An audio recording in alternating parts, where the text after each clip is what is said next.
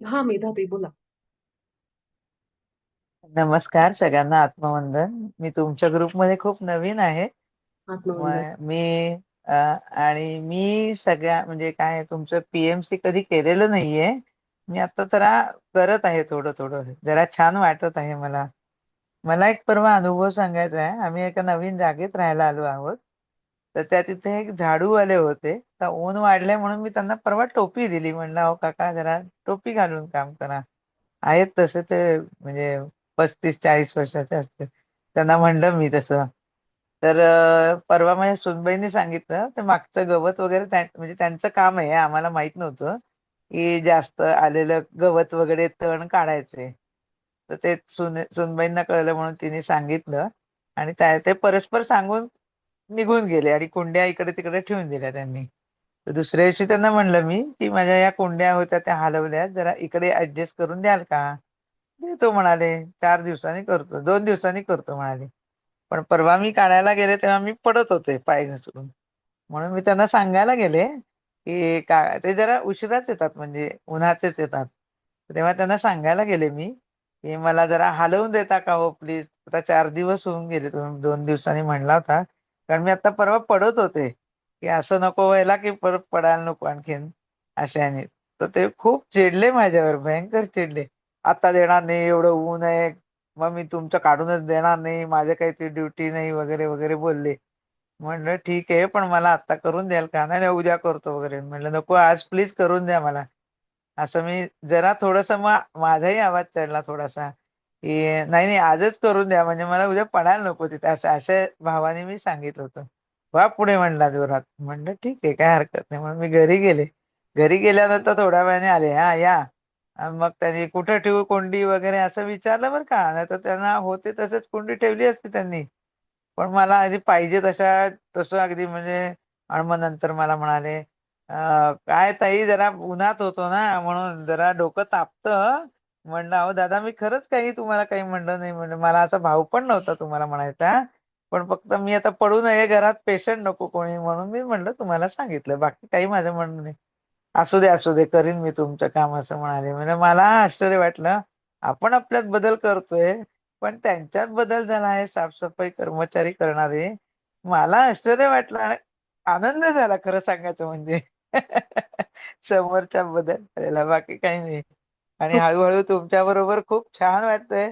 तुम्ही खूप छान, इतकं म्हणजे बारीक बारीक गोष्टी अगदी गुंता सोडून सोडून सोडून एकदम तळाला, प्रत्येकाच्या लेवलला जाऊन तुम्ही शिकवत आहात. इतकं सुंदर शिकवत आहात. So thank you, thank you, thank you so much. Thank you so much. प्रेम आणि सगळ्यांना प्रकाश. खूप खूप थँक्यू. खूप छान. I love you. खूप छान. तर मेधाताईच म्हणेन मी तुम्हाला. ठीक आहे. तर आपलं मराठी भाषाच इतकी सुंदर आहे ना, की बोलता मेधाच बोलता. मेधाच म्हणा. नको नको ताई म्हणते. अहो, म्हणा म्हणा म्हणा. आपण एकच आहोत सगळे. बरोबर, ठीक आहे. वाव! छान, छान. तर आपली मराठी भाषाच इतकी सुंदर आहे. बोलता, बोलता टोन मधून सुद्धा आपल्याला इतकं हसायला येतं, की इतकं सुंदर. आणि जशी-जशी फॅमिली बाबाजी वाढवतायत, तर मी तर रोज बाबाजींना म्हणते, "थँक बाबाजी." फार मजा येते आमच्या सोल फॅमिलीमध्ये. आणि अजून एक तुम्हाला सगळ्यांना सांगायचं, आसावरी त्यांचा अनुभव घेणार आहेत आपण. पण त्याआधी एक सांगते फक्त, की आपल्या ग्रुपमधल्या समृद्धीताई आहेत ना, त्या उद्या आपलं ना आनापानासती ध्यान घेतील. माझी इच्छा आहे, की आपल्या ग्रुपमध्ये सुद्धा ना सगळ्यांनी पुढे येऊन थोडंसं ध्यान घेणं, हे घेणं. म्हणजे मलाही थोडंसं सगळ्यांबरोबर ते बसता येईल, ते छान ध्यानाचा अनुभव घेता येईल. तसं बाकी पण कुणाला इच्छा असेल जरूर घ्या. ह्याच्यात घाबरण्यासारखं काही नाहीये, कारण आपण सगळे ईश्वरी प्रतिमेत बनलो आहोत आणि आपला ईश्वर साहस पण आहे, धाडस पण आहे. तर ते धाडस करा. थोडं सुरुवातीला आपल्याला 2-3 सेशन भीती वाटेल, हे वाटेल. एकदा म्हणलं ना, बाबाजी करून घ्या किंवा आपल्या उच्च आत्म्याला म्हणलं, की तू माझ्याकडनं ते ध्यान करून घे, ज्या पद्धतीने व्हायला पाहिजे, जे सृष्टीच्या आणि आमच्या सगळ्यांच्या हिताचं असेल, हे वाक्य बोलायचं आणि तुम्ही त्या रोलमध्ये प्ले करायला लागता. तर जशी तुम्हाला अजून कुणाला इच्छा असेल तर जरूर पुढे या आणि घ्या ध्यान. काय हे याच्यामध्ये असं नाही की मीच हे ध्यान घ्यायला पाहिजे. हा, युनिफाईडचा जो जर्नी आहे तो वेगळा.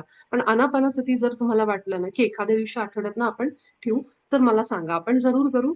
उद्याचं आपलं जे ध्यान होणार आहे संध्याकाळचं, रात्रीचं, ते समृद्धीताई घेणार आहेत आपल्या सगळ्यांचं. आणि समृद्धीताई बरेच वर्ष झाले ध्यानात आहेत, 5-6 वर्ष झाली त्यांची साधना आहे.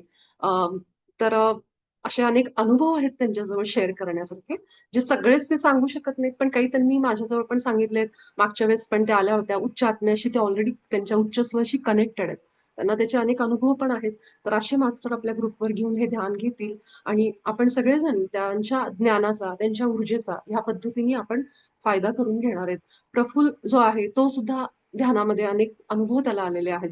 खरं तर काही गोष्टी आयुष्यात प्रत्येकाच्या घडतात, तशा त्याच्याही काही आहेत त्याच्या पर्सनल गोष्टी. पण त्यामधून तो न हारता, न थांबता इथं उभा आहे. हां. आणि हे प्रयत्न करतोय, की माझ्यामध्ये ते ईश्वरी स्वरूप स्वतःमध्ये कसं बघायचं. तर असे आपण प्रत्येक जण ना, प्रत्येक जे डॉट आहेत ना, जे अ, बिंदू म्हणू, ह्या सगळ्यांबरोबर काही ना काहीतरी स्टोरीज आहेत आणि त्या असल्याच पाहिजेत. तरच आयुष्यात मजा आहे. जेव्हा आपण कुणाला सांगू आपल्या स्वतःबद्दल, आपल्या ईश्वरी स्वरूप आपण कसं बघायला लागलो, कसा माझा युनिफॅट सुरू झाला, हे जेव्हा केव्हा आपण भविष्यात सांगू, तेव्हा सांगायला एक स्टोरी तर पाहिजे. नुसतंच आपलं स्मूथ आयुष्य एकदम सुखी, एकदम सगळं छान, छान, छान. तर आपल्यालाही तो फील आला पाहिजे, ते अनुभव आले पाहिजेत. आणि म्हणून आपण ह्या शरीरात येतो, हे सगळे अनुभव घ्यायला, एकमेकांबरोबर बसून हे सगळं शिकायला, बोलायला. ह्यासाठीच आपण हे करतो ना. तर ह्या पद्धतीने आपला प्रवास सुरू आहे. मी आसावरी त्यांना आग्रह करेन, कुठे गेल्या? हां, की तुम्ही तुमचा अनुभव सांगा. आत्मवंदन सगळ्यांना. सगळ्यांनी खूप काही आनंदाच्या गोष्टी सांगितल्या, पण आता मेडिटेशन व्हायच्या आधी माझ्या गाडीचा जो ड्रायव्हर आहे, त्याची मुलगी आजारी आहे म्हणून ते मला आज सकाळी सांगितलं होतं आणि सोनोग्राफी वगैरे करायला सांगितलेली. 12 वर्षाची मुलगी. तिच्या लेफ्ट साइड ब्रेस्टला कॅन्सरची ही डिटेक्ट झाली आता. तर त्याने मला तो रिपोर्ट पाठवला आणि मला अतिशय मी हादरले, की 12 वर्षाच्या मुलीला हा रोग असणं म्हणजे पण मला हे ऐकल्यानंतर त्याने मला फोन केला, की "मॅडम तुम्ही रिपोर्ट बघितलायत का?" तर मी म्हटलं, "बघितलाय." पण मी त्याला सांगू नाही शकले, की मी कारण माझ्या एका डॉक्टर मित्राला विचारलं तेवढ्यात काय आहे, त्याने मला सांगितलं. मी त्याला सांगू नाही शकले, की मला कळलंय. मी त्याला खोटं सांगितलं. म्हटलं, "नाही रे, मला जरा स्वयंपाकघरात जरा काम होतं म्हणून मी रिपोर्ट बघता-बघता स्वयंपाकघरात गेले."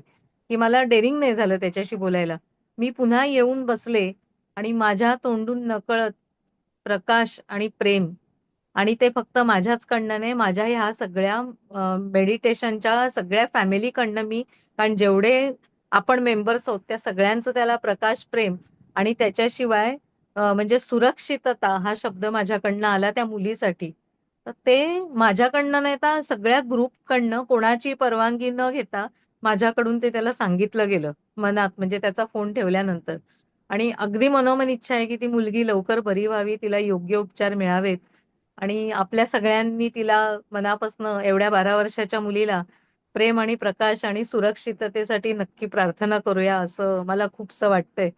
कारण मी थोडी आतनं हललेली आहे. कारण तो रोज माझ्याबरोबर असतो आणि अतिशय हुशार मुलगी आहे, स्कॉलरशिपची परीक्षा आहे वगैरे सांगत असतो तो. तर म्हणजे मला ते तुमच्या सहवासात राहून तुम्ही शिकवून प्रकाश आणि प्रेम तर आपण लगेचच द्यायला आपण सुरुवात केलेलीच आहे. त्याच्याबरोबर आता सुरक्षिततेची पण त्याला आता गरज आहे म्हणजे. तर त्या हिशोबाने मी माझ्याकडनं हे सांगितलं गेलेलं आहे सगळ्यांच्याकडनं. तर सगळ्यांनी कृपया प्रार्थना करा असं मला खूप वाटतंय म्हणजे त्या छोट्या मुलीसाठी. म्हणजे मला अगदी असं भरून आलेलं आहे, की असा कोणावरही प्रसंग येऊ नये अजिबात असं. नक्की. धन्यवाद. येस. नक्की, नक्की असावं ते. आपण एक छोटंसं आपण करू शकतो सगळेजण. हे तुमचं हृदयच आहे जे बोलतंय आणि यातून जो तुमचा ईश्वर आहे आतला, ज्याला दुसऱ्या माणसाचं दुःख सुद्धा जे हे आपण असेच आहोत ना. कुणाचं काही असेल तर आपल्याला लगेच ते भरून येतं. आपण लोक त्याला म्हणतात भावनिक आहेत, भावनिक आहेत. पण हेच भावना ज्या आहेत ना, हेच आपलं सत्य स्वरूप आहे. केवळ लोक म्हणतायत म्हणून आपण भावना दाबायच्या नाही. अरे तुम्ही कसे आहेत, इमोशनल आहेत, इमोशनल फुल आहेत. कशाला तुम्ही एवढे भावनिक होतात? असं म्हणून आपल्याला वाटणारे भाव पण आपण दाबतो. असं म्हणतो नको नको कशाला आपण एवढं दुसऱ्याबद्दल हे करायचं, इमोशनल व्हायचं हे करून. पण हेच तुमचं मूळ स्वरूप आहे. मी असेच आहात, आपण असेच आहोत, प्रत्येक जण असाच आहे. तर आता आपण काय करायचं सगळेजण आज रात्री झोपायच्या आधी हं? अं, तिचं नाव माहिती असावी ते तुम्हाला?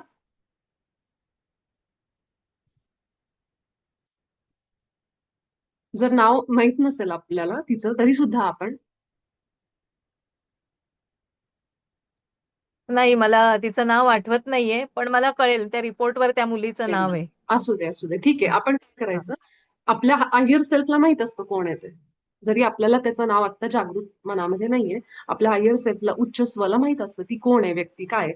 फक्त डोळे मिटायचे आपल्या आजच्या रात्रीच्या झोपण्याच्या आधी, आणि फक्त म्हणायचं की जी व्यक्ती आहे, जी मुलगी जिच्या बरोबर हे असं होत आहे, मी माझ्या हृदयातून खूप प्रेम आणि प्रकाश पाठवते तिला. आणि आपल्या उच्च स्वला सांगायचं की जी कुठली सर्वोच्च हिताची मदत तिला मिळेल ते तू कर तिच्यासाठी.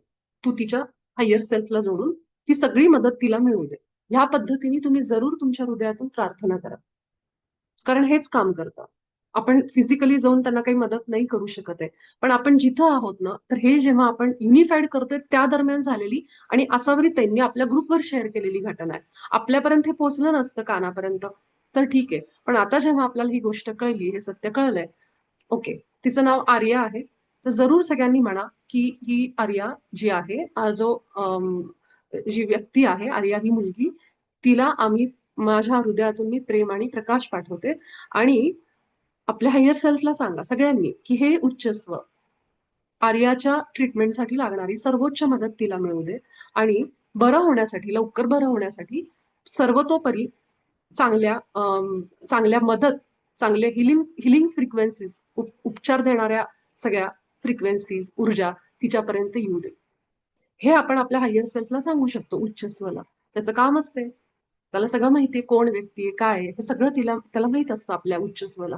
तर जरूर तुम्ही आज झोपण्यापूर्वी हा प्रयोग करा. आणि सोबतच मी तर म्हणेन असंही म्हणा की जे कोणी ब्रेस्ट मध्ये असे कॅन्सर किंवा अशा ज्या गोष्टींमध्ये आहेत, ज्या आजारांमध्ये आज आहेत, त्या त्रासामध्ये, त्या सगळ्यांना हृदयातून प्रेम आणि प्रकाश पाठवते, हे पण म्हणा. त्या सगळ्यांपर्यंत मदत पोहोचू दे, जे कॅन्सरचे ह्या ट्रीटमेंट घेणारी लहान मुलं, अगदी लहान लहान असतात, जसं ही आहे छोटी आर्या, तसेच अजूनही त्याच्यापेक्षा पण लहान असतील, आणि जे मोठ्या आहेत त्या सगळ्यांना तुम्ही म्हणा, मी त्या सगळ्यांना माझ्या हृदयातून प्रेम आणि प्रकाश पाठवते. जी कुठे व्यक्ती असतात ना, आपल्या हृदयातलं जे प्रेम आहे ना, एनर्जी, ती तिथं त्या माणसाला त्यावेळी मदत करते. त्यांना कळत नाही की अचानक कुणीतरी माणूस आला बघा आणि हे मदत करून गेला. तो कुठून आला अचानक माणूस? ही जी फ्रिक्वेन्सी आपल्या हृदयातून निघणारी, ती त्यावेळी कुणाच्या तरी त्या माणसाच्या रूपाने तिथं पोहोचते त्या मदतीला. आपल्या आयुष्यात पण बघा अचानक लोक येतात आणि कधीतरी मदत करून जातात. ती कोण असतात? कुणीतरी आपल्यासारखं, जिथं आता आपण बसून आज पाठवणार आहोत, आपल्यासारखं कुणीतरी ती फ्रिक्वेन्सी पाठवलेली आहे. त्यामुळे ती लोक अचानक मदत करायला आपल्या पुढे येतात. त्यामध्ये आपली ऑफकोर्स कर्म पण असतात, चांगली चांगली आधी केलेली, ते पण असतं. पण असे लोकांचे निस्वार्थी, त्यांना माहित नाही कुठं चाललंय हे माझं प्रेम आणि प्रकाश, निस्वार्थी, त्यांना काही स्वार्थ नाही, ते आपल्यापर्यंत पोहोचतं या मदतीच्या रूपाने. तर आपल्याही हृदयातून अशा सगळ्यांना पाठवा. खास करून आज आपण ज्या आर्याबद्दल ऐकलंय तिलाही पाठवा.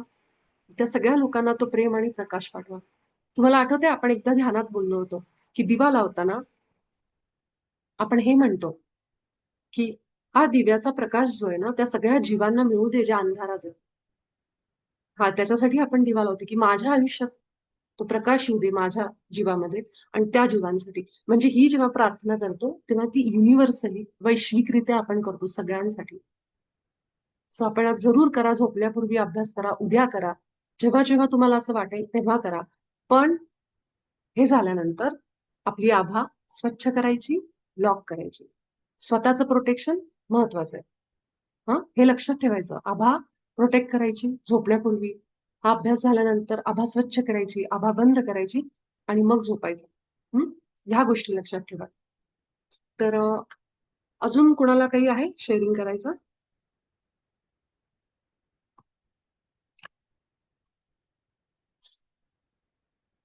आपल्या जो चौथा धडा आहे त्याचा सरावच मुळात हा आहे की वैश्विक सत्य. ह्या पद्धतीने आपला चौथा धडा असणार आहे, ह्याचा जो अभ्यास आहे, सराव आहे. तर वैश्विक सत्य तुमच्यापर्यंत कुठल्याही रूपाने येऊ शकतं. आज निस्वार्थी प्रेम या रूपाने वैश्विक सत्य तुमच्या जवळ आलंय. समजा एखाद्याच्या आयुष्यात आता काही प्रॉब्लेम नाही, सगळं व्यवस्थित आहे, त्याला काही असा त्रास नाहीये ना, त्याची परिस्थिती नॉर्मल आहे, नॉर्मल असू शकते ना बऱ्याच जणांची, सगळं नीट आहे, काही असा फार असा विशेष मनाला त्रास होत नाहीये, काही नाहीये.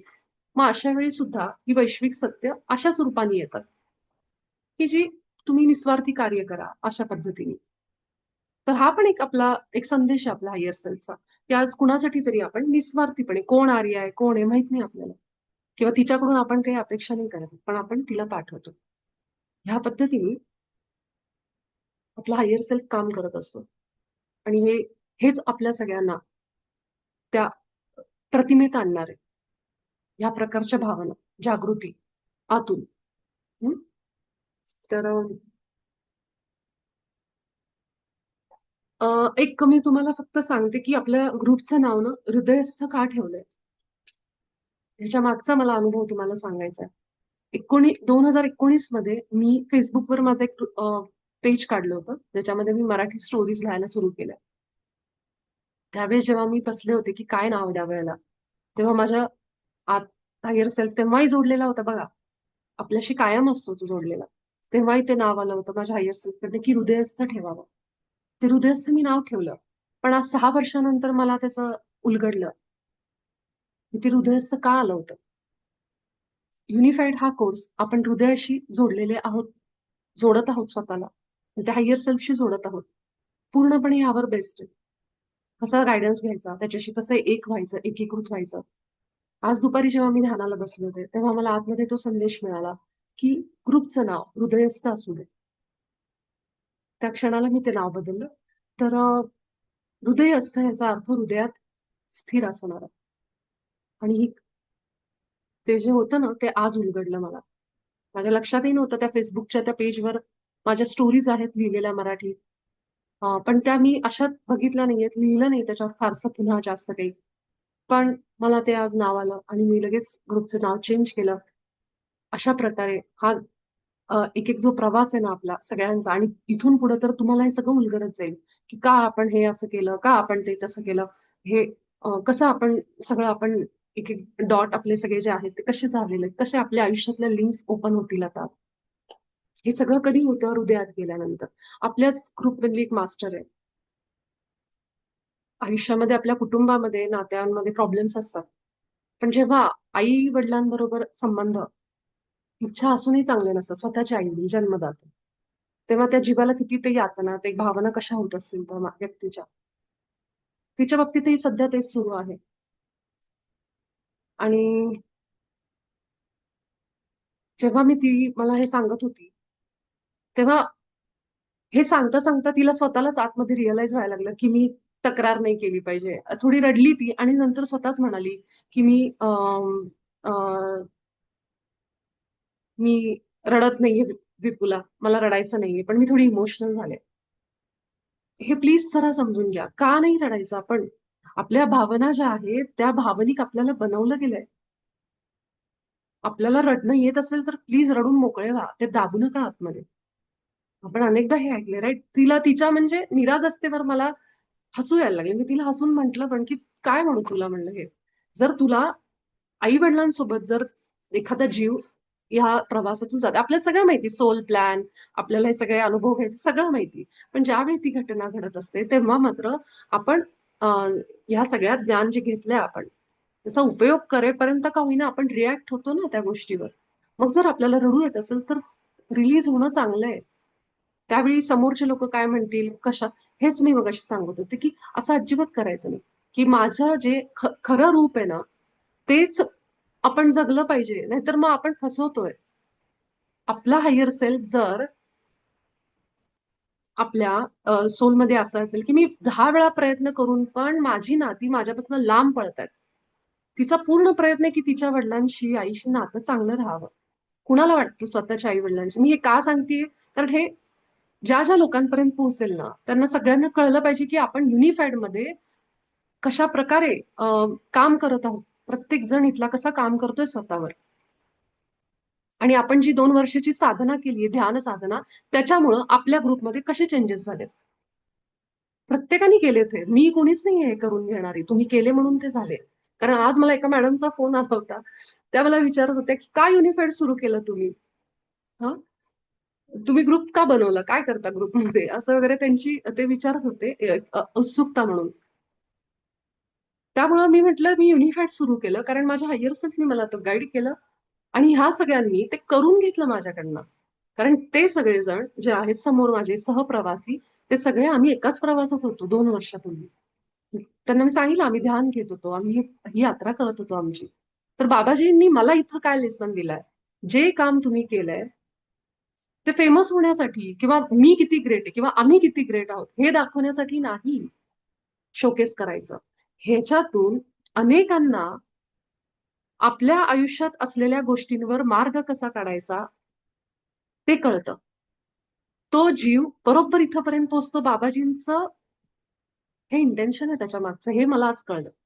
की जेव्हा त्या मॅडमचे पण आभार आहेत ज्यांनी मला हा प्रश्न विचारला. ते भारतात राहत नाही. पण त्यांनी जेव्हा मला विचारलं तेव्हा 2 मिनिटं मला असं वाटलं मी काय उत्तर देऊ असं झालं मला. पण मग तेव्हा समजलं जे आहे ते उत्तर द्यायचं, की माझ्या आतून जो आवाज आला त्याप्रमाणे मी बोलले इथं. त्यामुळं आपण सगळ्यात महत्वाची गोष्ट करायची नाही कुठल्याही माणसापुढं मी वीक होईल किंवा काय होईल हे विचार न करता ज्यावेळी जी भावना जाणं बाहेर गरजेचं आहे, रिलीज करणं गरजेचं आहे, ते करायचं. त्याप्रमाणे तिला मी ते सांगायचा प्रयत्न केला.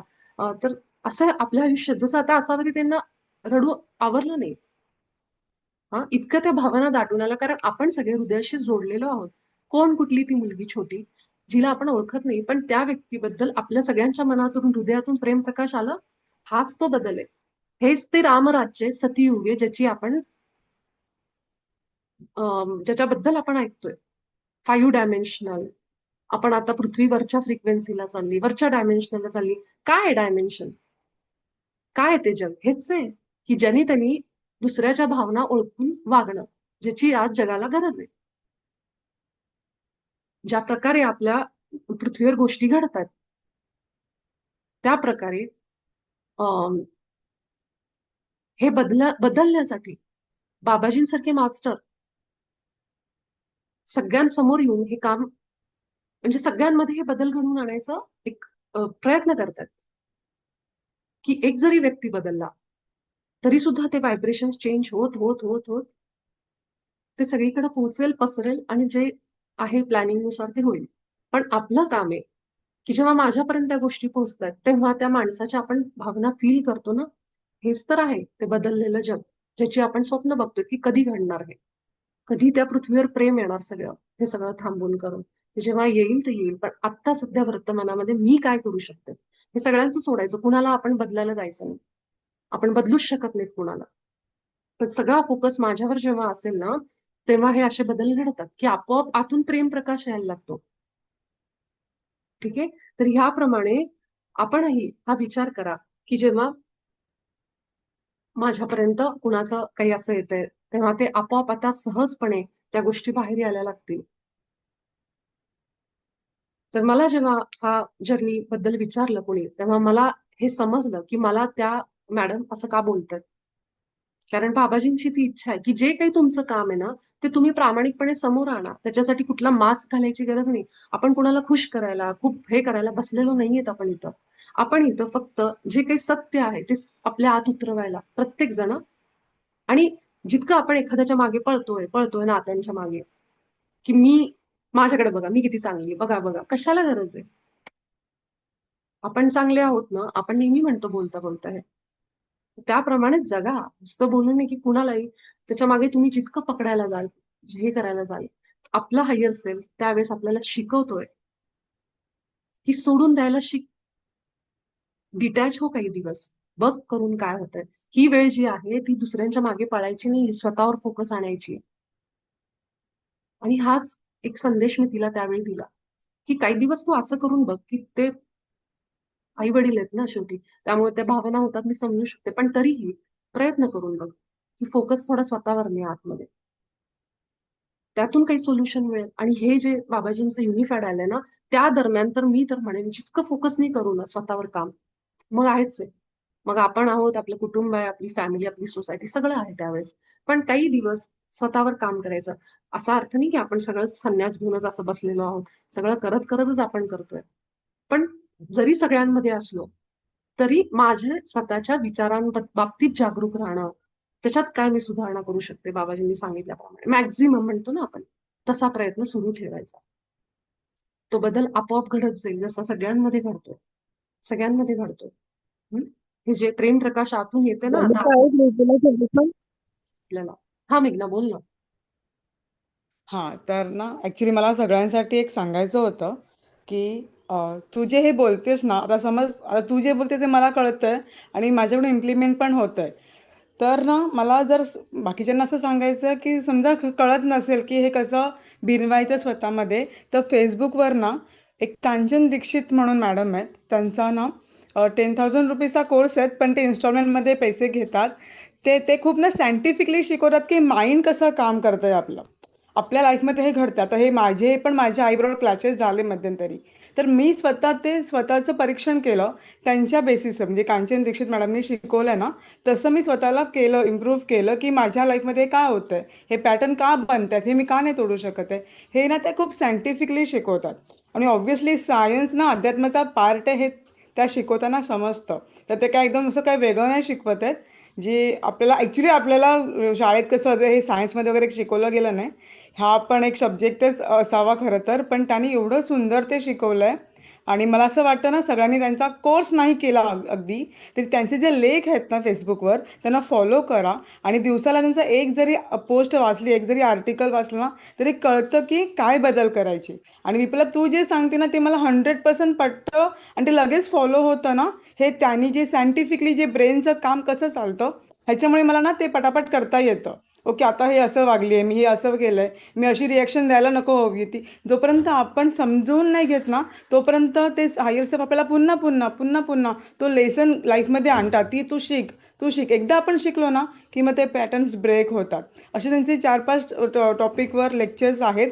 तर मी सगळ्यांना सांगेन, की तुम्ही फॉलो करा तिला. अगदी कोर्स नाही केलं तर ॲटलीस्ट फॉलो करा. तिचे आर्टिकल्स वाचा. समजतं की कसं वागायचं, आपलं ब्रेन काय काम करते ते समजतं. त्या हायर सेल्फबद्दल पण त्या बोललेल्या आहेत एका सेशनमध्ये. खूप छान नॉलेज आहे. ते स्वतः YouTubeवरचे व्हिडिओ बघून स्वतः पण त्या शिकतात हां. त्यांचं अजून शिकणं पण चालू आहे. ते गेली 20 वर्ष शिकवतायत, पण अजून पण स्वतः शिकतात पण आहेत. त्यामुळे ते तुम्ही नक्की करा बाकीच्यांनी पण असं मी सांगेन. आणि हा पण माझ्यातला एक बदल मला आता जाणवतोय. मी ना पूर्वी असं शेअरिंग नाही करायचे कधी. मला जे माहिती आहेत ना गोष्टी मला असं ॲक्च्युअली नॉलेज शेअर केल्याने वाढतं. पण मला एवढा इगो असायचा ना पूर्वी, की मी का सांगू? असं असायचं. पण मी आता सगळं देऊन टाकतेय. तुम्ही खरंच सगळ्यांनी जाऊन बघा ते आणि ऐका तिचे पॉडकास्ट वगैरे छान आहेत सगळं. Thank you. थँक्यू मेघना, थँक्यू सो मच. आपल्या ग्रुपमध्ये जे काही शेअर होतंय ते आपल्या कुठेतरी उपयोगाचं असतं याच्यावर माझा विश्वास आहे. आणि जरूर ती म्हणतीये त्याप्रमाणे कांचन मॅडमचं जे काही तुम्हाला आवडेल ते ऐका, कारण ते सज्जन सांगत ते आपल्याला त्याचा फायदाच होणार आहे, नुकसान तर काही नाही होणार आहे. त्यामुळे जे काही आहेत ते ईश्वरी प्रतिमेतच आहेत आणि ज्या पद्धतीने ते हिलिंग आणि लोकांपर्यंत पोहोचवत आहेत याचा अर्थ त्यांच्याकडनं ते डिवाइन कार्य चालू आहे. जसं मेघना आता म्हणाली की आपला ब्रेन कसा काम करतो, काय करतो. मी सगळ्यात सोपी टेक्निक एकदा आपल्या ध्यानात पण सांगितली. तसं तुम्ही मॅडमचं ऐका. अनेक पुस्तकं आहेत, power of subconscious, atomic habits वगैरे ह्या सगळ्या बरेचशी पुस्तकं आहेत जे आपल्याला ह्याच्यावर मदत करतात. तर सगळ्यात असं सोपं आहे की आपल्या स्वतःच्या विचारांना बघणं. हे कसं जमतं जेव्हा मी माझ्या शरीरातून बाहेर येऊन स्वतःला बघते, स्वतःचं काय ऐकते, हा हे अच्छा असं आहे. एक थर्ड पर्सन म्हणून बोलायला आपण जेव्हा आत शिकतो ना, आपल्या विचारांचं आपण ऑब्झर्वेशन करायला लागतो. की माझे विचार कसे काय येत आहेत बाबा दिवसभर, खूप निगेटिव्ह आहेत का, खूप पॉझिटिव्ह आहेत का. ह्या पद्धतीने जेव्हा आपले अनालिसिस सुरू होतं स्वतः बाबतीत, तेव्हा आपण बरेचसे जागृत अवस्थेमध्ये जातो. त्यामुळं जितक्या वेळ आपल्याला कळत नाही कधी कधी अर्धा एक एक तास आपण एकच विचार करतो एकाच गोष्टीचा. एका तासानंतर करतो अरे मी किती वेळ झाला हेच विचार करते. पण ते सांगण्यासाठीच आपण आभा, ऑरा ह्याचा बाबाजींनी इथं हे टेक्निक सांगितलंय. जसं बाबाजींचं युनिफाईड आपलं पुढे जाईल, आता आपण 4थ्यापर्यंत आलो. पुढे पुढे पुढे गेल्यानंतर तुम्हाला यातले बरेचसे टेक्निक आवडायला लागतील की हा हे असं करता येतं, हे असं करता येतं. कारण आपला हायर सेल्फ इतका आपल्याशी कनेक्ट होतो हार्ट थ्रू, की तुम्हाला आता ते ऑब्झर्वेशन पण कसं करायचं विचारांचं, तो तुम्हाला बरोबर आतनं सांगेल. काहीतरी असं दाखवेल. उदाहरण सांगते. तुम्ही एखाद्या माणसाला ना बोलायला बसलात, गप्पा मारायला. गप्पांच्या नादात तुम्ही खूप काही सांगून चाललात. जे तुम्ही सांगणं गरजेचं नाहीये. फॅमिली रिलेटेड असेल, खूप गोष्टी असतील पर्सनल आणि तो व्यक्ती त्या नसेल, की त्याला गरजेचं नाहीये. अशा वेळी काय होईल? तुम्हाला फोन येईल कोणाचा तरी. ते बोलणं मध्येच थांबेल, तुटेल. तुम्हाला खोकलं लागेल जोरात. असं काहीही होऊ शकतं. हे सगळे आपले हायर सेल्फचे साईन आहेत. लक्षात ठेवायचं. तुम्ही जेव्हा ताणून कुठली गोष्ट करत असताना काहीतरी काम करताय. जसं बाबाजींनी सांगितलं, हायर सेल्फशी तुम्ही बोलताना सुद्धा, सराव करताना पण सोयीस्कर वाटेल तेवढंच करा, ताणून करू नका. जर तुम्ही बसलाय, हे मला हृदयावर बसायचं आणि तुमचं मनच नाही लागत आहे आणि तरीही तुम्ही बसलाय आणि प्रयत्न करताय की हे करायचंय की आज होईल जायचं किंवा जास्तीत जास्त ताणून घेताय स्वतःला, त्यावेळी तुम्हाला कोणाचा तरी फोन येईल आणि तुमची साधना तिथंच थांबेल. ह्या पद्धतीने ह्या गोष्टी आपल्यासोबत घडतात, पण आपल्याला ते कळत नाही. आपल्याला असं वाटतं, अरे इच्छा, पण त्यावेळेस तुम्ही तिथनं उठणंच गरजेचं असतं. त्या माणसाला तेवढंच सांगणं गरजेचं असतं. त्याच्या पुढे जर तुम्ही फ्लो मध्ये जास्त बोलायला प्रयत्न केला, हायर सेल्फ तिथं तुमची प्रोटेक्ट करतो तुम्हाला. पण हे कधी? जेव्हा तुम्ही त्या गोष्टी बाबतीत थोडे अवेअर असतात, तेव्हाच तुम्हाला त्या गोष्टी कळतात, की हे मध्येच बोलणं का थांबलं माझं? मध्येच मला खोकला का आला सगळा असा अचानक? हे तुम्ही अनुभव बघा, घेतले पण असतील आणि घ्याल सुद्धा, पण आता थोडं जागृतीने त्याकडे बघा. तर जरूर मेघनाने जसं सांगितलं ना, तसं असे पॉडकास्ट ऐका युनिफाईड करत असताना, की जे आपल्याला आपल्या ब्रेनसाठी आधी मदत करतील. दिमाग और दिल म्हणतो ना, त्याच्यातला फरक आपण ओळखायला लागू. म्हणून हे गरजेचं आहे. जे तिने सांगितलं, की कांचन मॅडम कसे ब्रेन रिलेटेड. मग मन कसं काम करतं? मन कसं इगो आणतं? अनिमंत्रित प्रभाव आपल्याला कसे भाग पडतात? द्वेष व्यक्त करायला, हे करायला, ट्रिगर करायला. त्या पद्धतीने जर आपल्याला कळलं, तर आपण अजून जागरूक होतो.